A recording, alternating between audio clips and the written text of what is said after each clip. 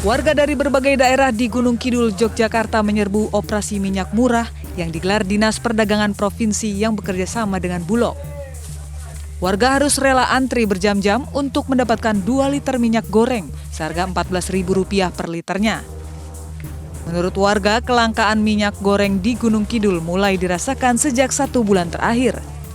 Jika ada minyak goreng, warga harus membelinya seharga Rp20.000 untuk kemasan setengah liter.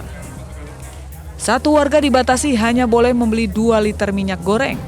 Untuk mencegah kecurangan, warga yang sudah membeli ditandai dengan menyelupkan jari ke tinta seperti pemilu.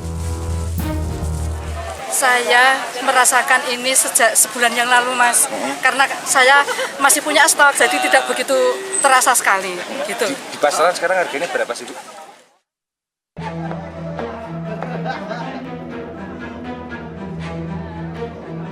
Harga daging sapi di Pasar Kopro Jakarta Barat terus naik dari beberapa bulan yang lalu.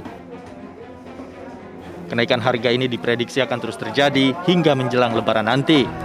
Para pedagang daging sapi mengaku kenaikan harga mempengaruhi omset penjualan hingga 40%. Saat ini daging sapi dijual dengan harga Rp150.000 per kilogramnya. Sebelumnya, daging sapi dijual dengan harga Rp110 sampai Rp120.000 per kilogram. Untuk kilo 150.000, iya. 130. Udah ada berapa, kurang lebihnya 1 bulan lah, kadang naiknya bertahap sih, nggak langsung 100 itu, kadang naik 10.000, naik lagi 10.000 gitu. Para pedagang daging sapi di Pasar Kopro Jakarta Barat berharap nantinya akan ada solusi dari pemerintah untuk menstabilkan kembali harga daging sapi. Saya sangat mengapresiasi sekali dengan adanya mogok pedagang, di mana penjualan ini kan semakin berkurang. Mungkin dengan adanya mogok pedagang, paling tidak publik tahu adanya harga. Majelis Perwakilan Nasional Pemuda Pancasila bersiap membangun kantor pusat di Penajam Pasar Utara, Kalimantan Timur. Hal ini mempertegas dukungan pemuda Pancasila terkait pembangunan ibu kota negara baru. Ini pasti untuk nantinya ditempatkan sebagai peletakan batu pertama. Pemuda Pancasila akan memiliki kantor pusat di Ibu Kota Negara Baru di Penajam Pasar Utara, Kalimantan Timur.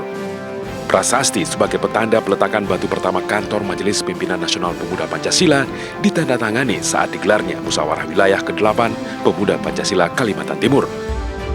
Pembangunan sekretariat ini mempertegas sikap pemuda Pancasila mendukung secara penuh pemindahan Ibu Kota Negara dari Jakarta ke Kalimantan Timur.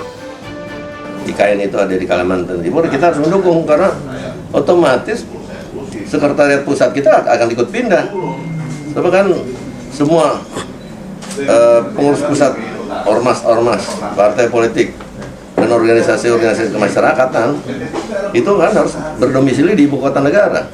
Pembangunan kantor pusat MPN Pemuda Pancasila mendorong para partai politik, ormas, dan lembaga-lembaga lain yang diisi anggaran dasar yang tertuang berkedudukan di ibu kota harus segera membangun di Kalimantan Timur. Dalam Muswil ke-8 Pemuda Pancasila Kalimantan Timur yang dihadiri 10 Majelis Pimpinan Cabang dan Majelis Pimpinan Nasional ini, Said Amin kembali terpilih sebagai Ketua periode 2022-2027. Dari Samarinda, Kalimantan Timur, Nina Iskandar Ainus melaporkan.